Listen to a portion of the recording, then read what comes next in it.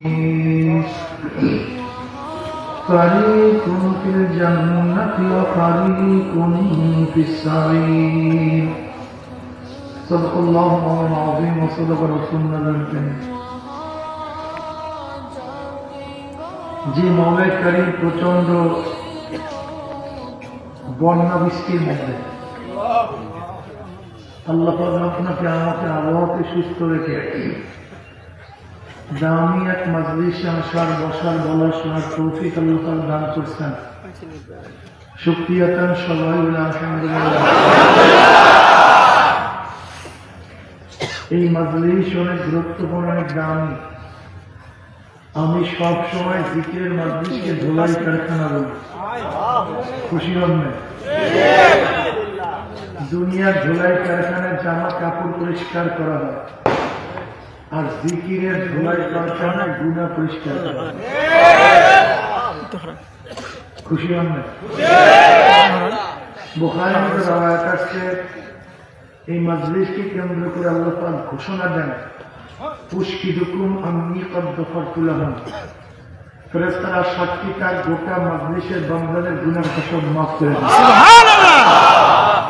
কি চান? শুধু কি তাই?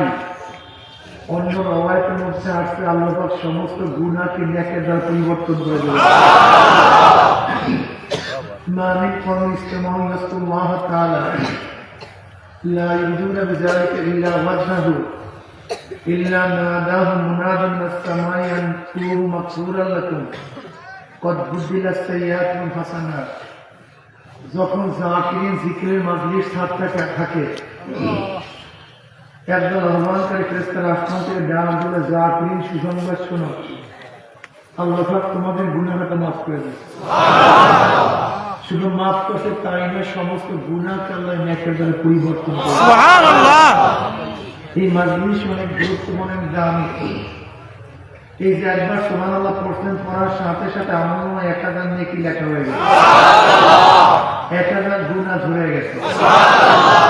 এখন বলতে হলো যে গুনাহ ঝরার মধ্যে আমল থাকছে, আমার পয়সা দেন, আমাকে রিলিফ দেন, আমাকে কম্বল দেন, আপনি কতগুলো নেক দিয়েছেন, গুনাহ ঝরাইছেন, তা আমার ফায়দা থাকে। আপনি ঠিকই বলছেন, যারা মুমিন তাদের ফায়দা, যারা বেঈমান তাদের ফায়দা নেই। যারা মুমিন তাদের ফায়দা, যারা বেঈমান তাদের কোনো ফায়দা নেই। আপনি কি জানেন একটা নেকের দাম কত?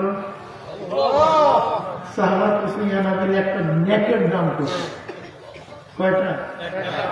নবী আলাইহিস সালাতু বলেন, যদি গোটা উহুদ পাহাড়টা স্বর্ণ হয়ে যায়, এই গোটা উহুদ পাহাড়ে যদি স্বর্ণ হয়ে যায়, ওই উহুদ পাহাড়ের যে দাম, তাতে একটা নেকের দাম অনেক বেশি। অথচ আপনাকে আমি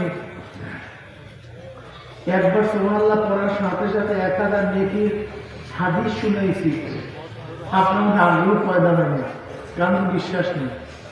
কি নেই? বিশ্বাস নেই। বিশ্বাস হলো আসল, বিশ্বাস হলো সমস্ত কাজের মূল।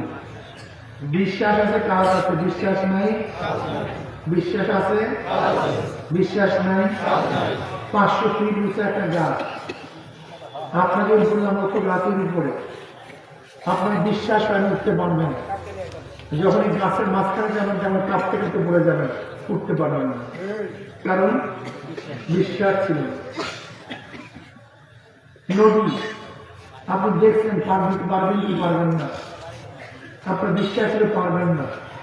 এরপরে জোর পূর্বক যদি নামায় দেখেন, মাঝখানে গিয়ে আপনার সব শেষ, কারণ কি ছিল না? বিশ্বাস ছিল না। এটা আমার কাছে দেন, একটা ইট 5 ইঞ্চি চওড়া, 3 ইঞ্চি উঁচা, এই 5 ইঞ্চি ইট বিছানো, এর উপর থেকে বুড়া জোয়ান সবাই হাঁটতে পারবে কি পারবে না? কথা বলেন না কেন? কত ইঞ্চি উঁচা? মাত্র 3 ইঞ্চি। এরকম আমরা সবাই হাঁটতে পারি। কয় ইঞ্চি উঁচা? 3 ইঞ্চি। কয় ইঞ্চি উঁচা? চওড়া কত ইঞ্চি? এর উপরে সবাই হাঁটতে পারবো কি পারবো না? আমাদের মুরব্বী করে 5 ইঞ্চি, কোনো সমস্যা নেই। আচ্ছা বলেন তো এই 5 ইঞ্চি চওড়াটা যে 500 ফিট উঁচা হয়